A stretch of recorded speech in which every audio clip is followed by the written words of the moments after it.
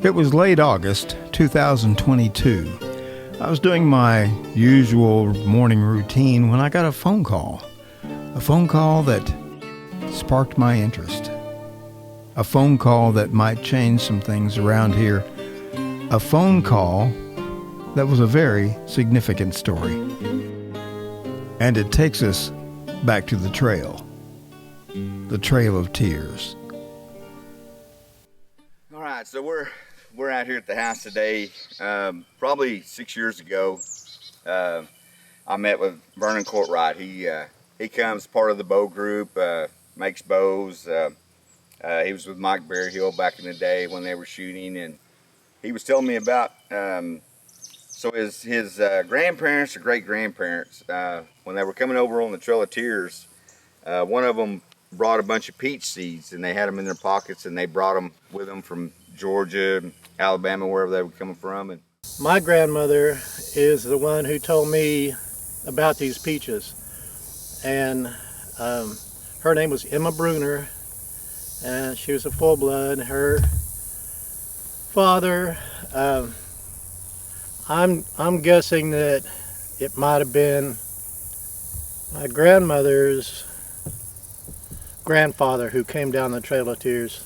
When they got to Oklahoma, well, they planted them, which today is, it's underwater. It became Lake Eufaula, the original place where they planted them. So when they bought them out and was going to dam up that Canadian River and make Lake Eufaula, well, they bought them out and moved them, and so they dug up some of the trees and moved the trees also. These peaches have been moved from the homelands to over there at Fountainhead.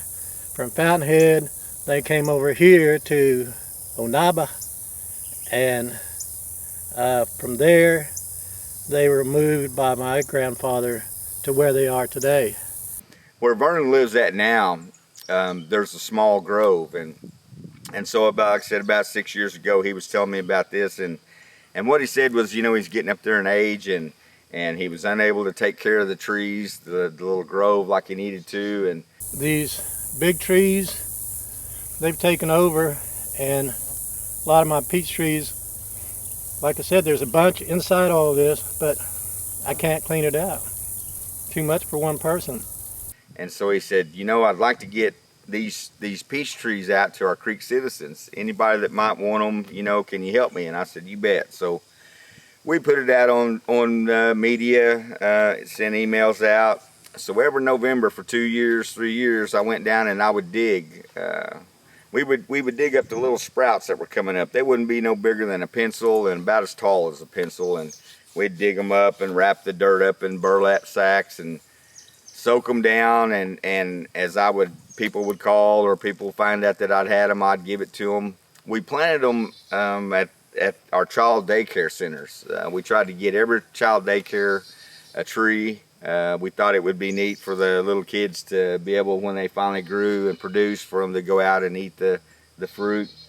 And so we got them out there. We planted them at elderly housing. But that first year, I'd had 6 left over. We were getting late in the year and they needed to be put in the ground, and I just about covered everybody that was wanting one, so I kept 6 and planted them here at my house.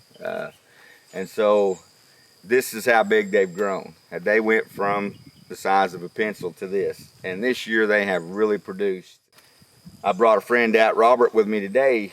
He come out to help me look at a few things, and he was telling me, giving me advice on growing stuff, maybe pulling some of these peaches off, and so letting them get a little bit bigger. But this particular, they call it Indian peaches, and I used to hear stories, my grandpa talking about them. They don't get very big. They only get about the size of a lemon, and but they're real sweet. I have given out quite a few saplings. One of the first people who asked for some saplings and came down and actually got them in the wintertime was Dana Tiger.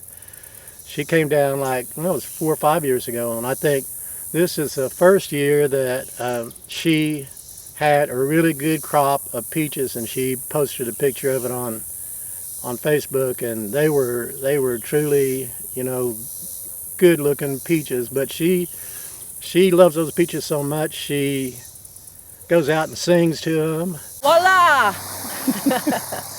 This is my beautiful place. This is the field where a lot of things grow. It's really quite amazing. It surprises me a lot what grows out here. And for years, people have come out here and practiced ball playing. And so on the other side of that, I planted those 3 peach trees from little seedlings that was given to me by my friend in Dakota, relative. I like to sing. I think of myself as the Native American Stevie Nicks, but that's beside the point. But I make up songs, you know, what I know of our language, which I want to, my life's goal is to learn more and become fluent, hopefully. But I'll sing songs, words I know to them, talk to them in our language. You know, most of your peaches, like in Georgia and places like that, I mean, they're fully grown by June, and by the end of June, they're already over. But these Indian peaches grow clear up. They're not even ready until September, October. And I don't know if I mentioned this before, but there's a Creek gentleman from Alabama. His name is Walter McGowan. About almost the same time ago, about 4 years ago, he contacted me at the festival and wanted to come by and take a look at my peaches. And at that time, they were just growing. They weren't. They didn't have any fruit on them at the time. But he asked if I would send him some in the wintertime, which I did. In January at that year, I dug about 4 saplings and sent them to Mr. McGowan through the mail, and he planted them. And that spring, he sent me a picture of them growing in his backyard, and he said the circle's complete, which to me meant that that's where they came from, and I helped send them back there. So I felt like at least part of my responsibility was taken care of there. But that these trees are the offspring of seeds that were brought over on the Trail of Tears is something kind of special. Or mixed blood peach right there. The flavor is not like anything you ever tasted, though. It's a difference between a beef and bison. There's just a lot more flavor to it. These are our true Muscogee peaches are brought over from on the trail, and so I'm gonna taste one right now.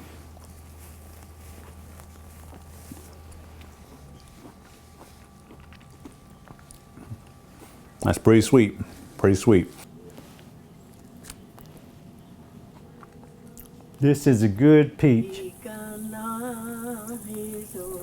You would be hard-pressed to find a better parallel example of the Muscogee people than this peach. Like a seed that had gone through the harshest winter to take root and to grow to a mighty, beautiful, fruit-bearing tree that provides for all those around it, provides nourishment, provides safety. There is talk of making this peach tree the national tree of the Muscogee Nation, and for an orchard to be planted so that the nation will always have the peaches around. So thank you, John, for that phone call, and thank you for allowing me the privilege of telling you about these peaches. So for the Muscogee Creek Nation, this is Mark Abbott.